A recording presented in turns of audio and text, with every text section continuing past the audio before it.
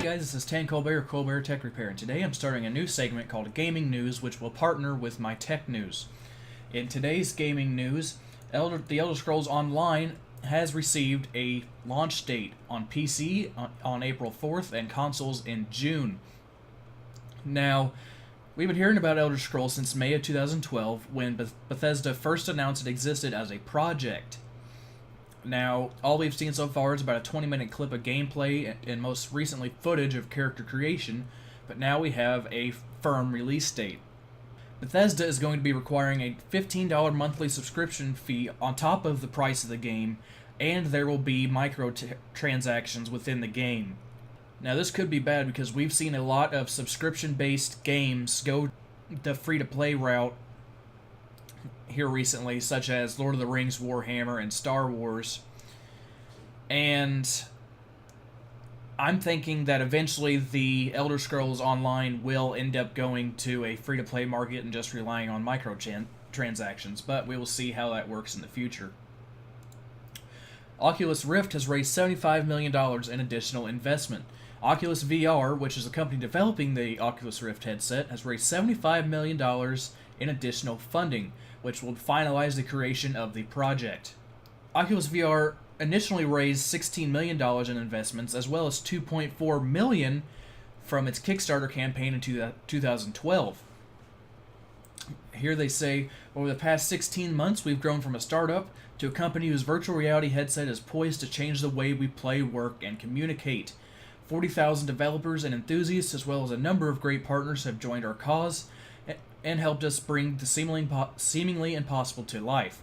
You also might note that John Carmack, one of the lead developers of id Software, moved over to Oculus Rift full-time to help with the project. He believes that the Oculus Rift will be the future of gaming, and he left id Software because of it. Right now, there's a chance to get 3 free Fallout games on GOG.com.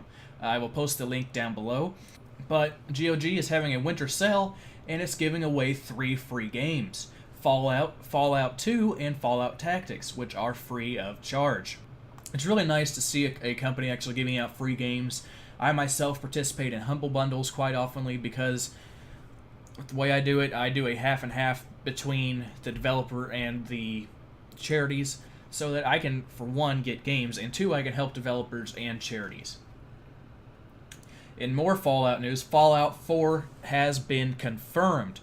Now, there was a website called the Survivor 2299 that popped up on Reddit and people went crazy. Now, the site was crafted as if it was an alternate reality game hinted at Fallout 4 through hidden messages and plot details, revealed even through Morse code.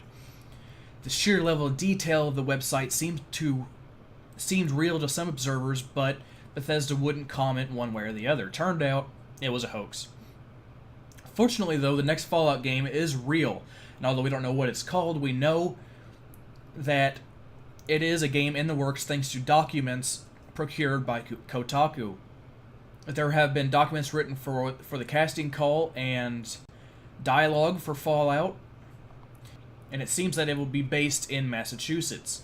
Other documents describe a mission set in the Institute, Fallout's post-apocalyptic version of MIT, and references to other Fallout locations have been mentioned but never shown in other games, like the Commonwealth, which comprises what's left of Massachusetts.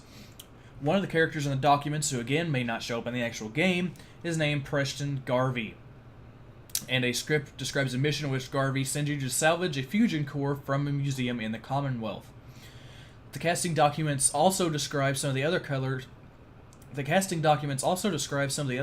in the next Fallout's wasteland, like a radio DJ named Travis Miles and an engineer named Sturgis, who is described as a cross between Buddy Holly and Vin Diesel.